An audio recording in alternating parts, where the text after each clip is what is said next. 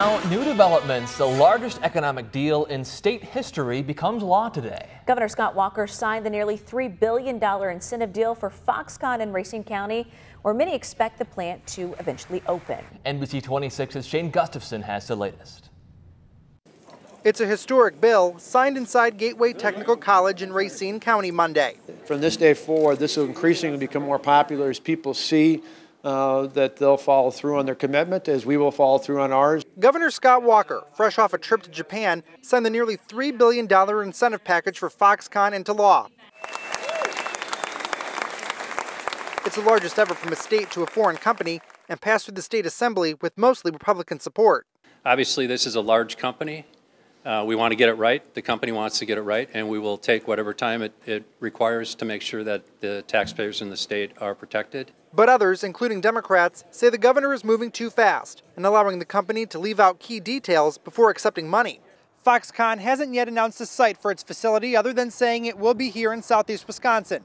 The governor says he expects to have a final answer by the time the contract is signed on October 1st. You've had a couple different communities competing over the last couple months. They've been talking to Foxconn about things that they could offer, and that'll all have to be divulged when they put the offer on the table. No officials from Foxconn were at the bill signing. Keeping you connected in Racine County, Shane Gustafson, NBC 26.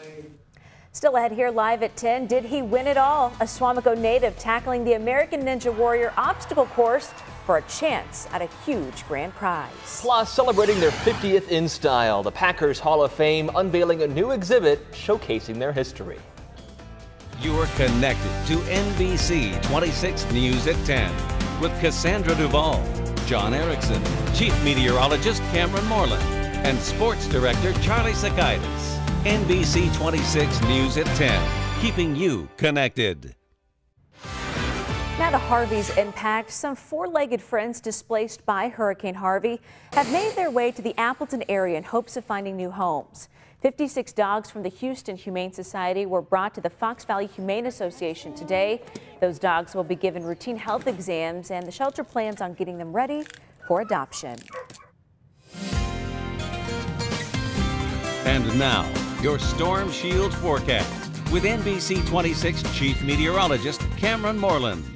After the second warmest temperature of the year on Saturday, we cooled down yesterday and we continued cooling down today.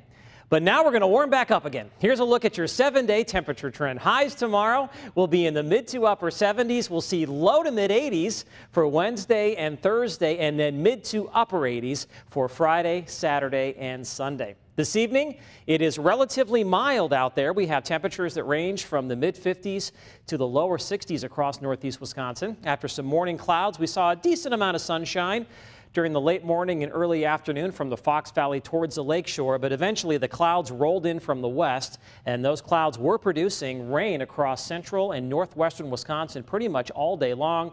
We had a few showers in western Shawano County, northern Oconto County this evening, and we're still looking at a few showers across far northern Marinette County right now. Meanwhile, off to the south, we have a few more showers, but a lot of that activity is drying up as it moves north and east. So just a slight chance for a shower for the rest of tonight. Most of us will stay dry. We've got a weak trough of low pressure moving across the state tonight. We've got a stronger system off to the west, and south of that system today, we had a significant warm-up.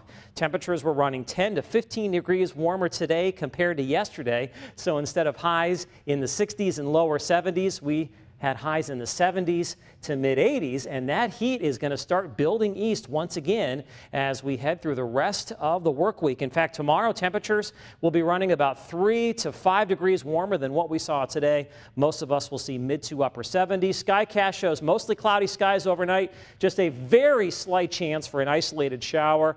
By tomorrow afternoon, those clouds will break into a lot of sunshine, and that's why temperatures will warm up.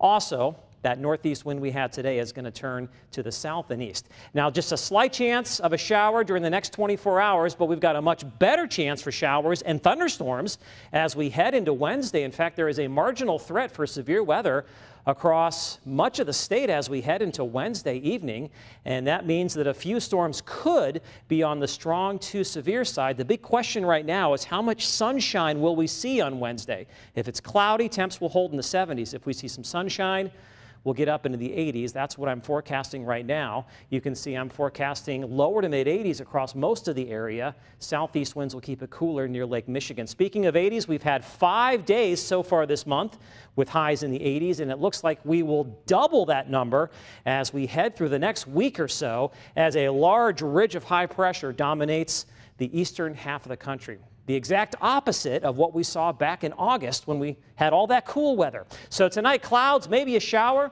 lows only in the 50s to around 60 degrees. Tomorrow morning, clouds, then some sunshine.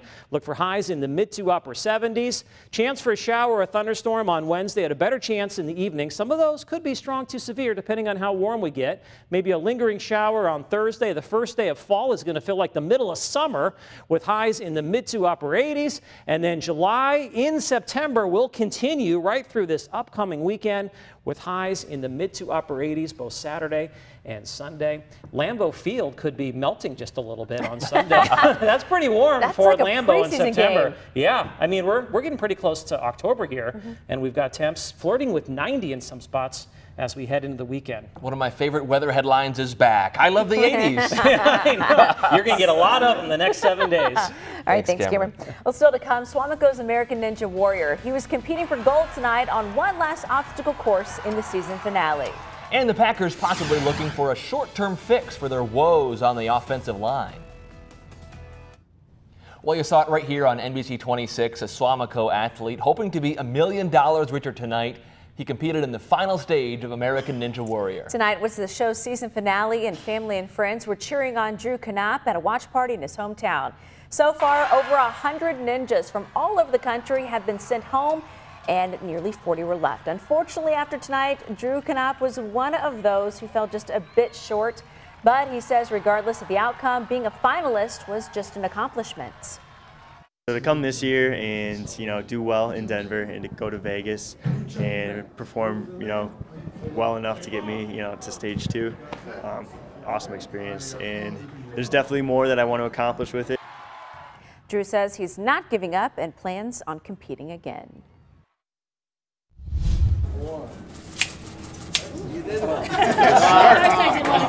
There it is. The ribbon has been cut on the new exhibit at the Green Bay Packers Hall of Fame. They're celebrating their